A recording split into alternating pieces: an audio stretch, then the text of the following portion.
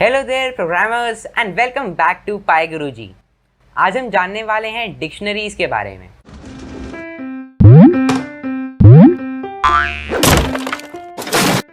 तो पाइथन में dictionaries data को स्टोर करने का एक और तरीका है और डिक्शनरीज के अंदर डेटा को स्टोर करने के लिए दो चीज़ों का यूज़ होता है, की और वैल्यू। अब आप इसको एक रियल डिक्शनरी से कंपेयर कर सकते हो, जिसके अंदर आप जिस वर्ड के लिए सर्च करोगे उस वर्ड को कहेंगे की और जो उस वर्ड की डेफिनेशन होती है उसको कहेंगे वैल्यू। तो डिक्शनरी को क्रिएट करने के लिए हम कर्ली ब्रैकेट्स का यूज़ करते हैं, जैसे कि हम सेट्स के साथ करते थे, पर आप इनको सेट्स के साथ कंफ्यूज मत करना। इसके अंदर हम डेटा को थोड़ी अलग तरीके से स्टोर करते हैं। जानते हैं कैसे। यहाँ मैंने पाइथन आइडियली खोल लिया है और अब मैं एक नई डिक्शनरी बनाना चाह रहा हूँ, जिसके अंदर जो कीज़ होंगी वो कंट्रीज़ का नाम होगा और जो वैल्यू होगी वो उन रिस्पेक्टिव कंट्रीज़ के कैपिटल्स होंगे। तो अगर मैं इस डिक्शनरी को एक नाम देना चाहूँ तो उसको मैं सबसे पहले लिखूँगा, जैसे कि अगर मैं कोई नाम सोचता हूँ कैपिटल, मैंने लिखा है कैपिटल इज़ इक्वल टू, और फिर जैसे मैंने बताया था कर्ली ब्रैकेट्स लगाना है।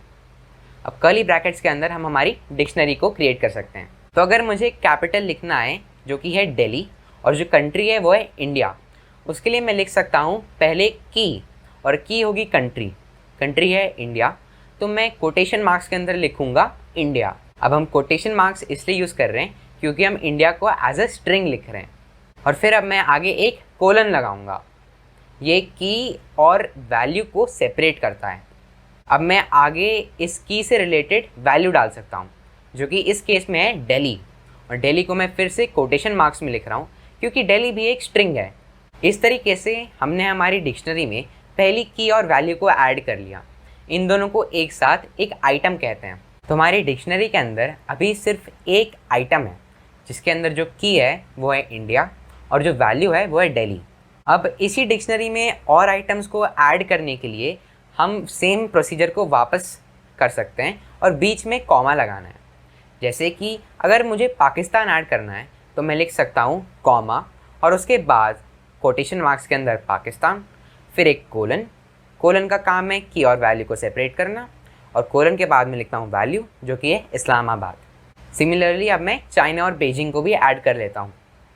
तो अगर अब मैं एंटर दबाता हूँ तो पाइथन के हिसाब से अब एक डिक्शनरी एग्जिस्ट करती है जिसका नाम है कैपिटल, और उसके अंदर ये 3 आइटम हैं।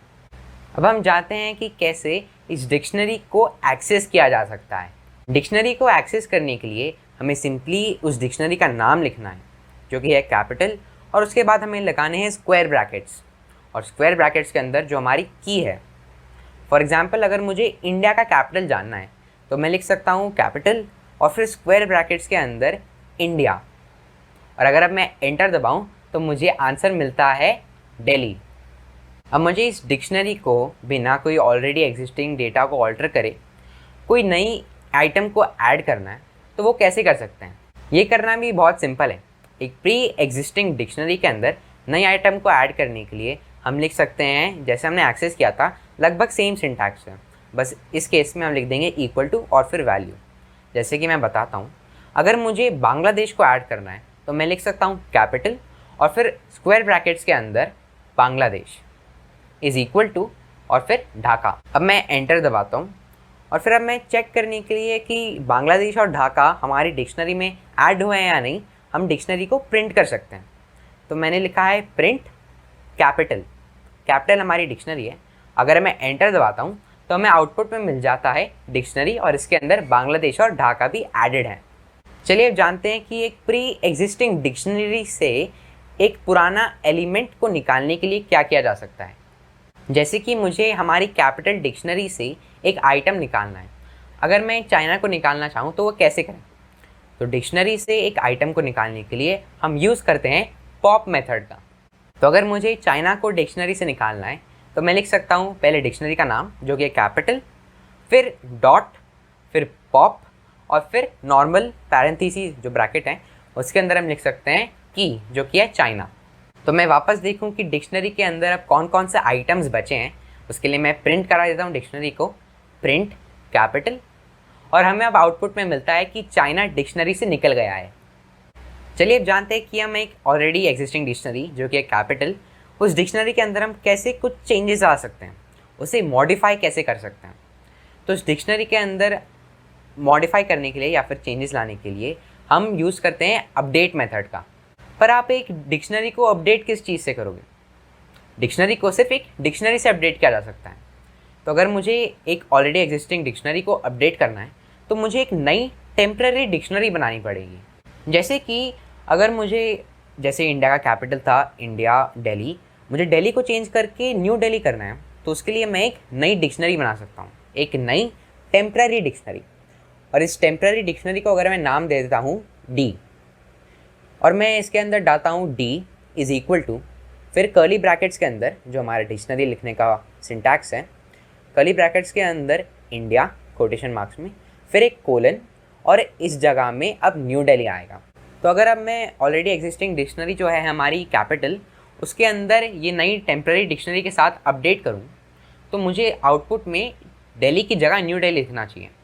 तो अपडेट करने के लिए मैं लिख सकता हूँ कैपिटल डॉट अपडेट, और फिर कर्ली ब्रैकेट्स के अंदर जो हमारी टेम्पररी डिक्शनरी का नाम है, जो कि है डी।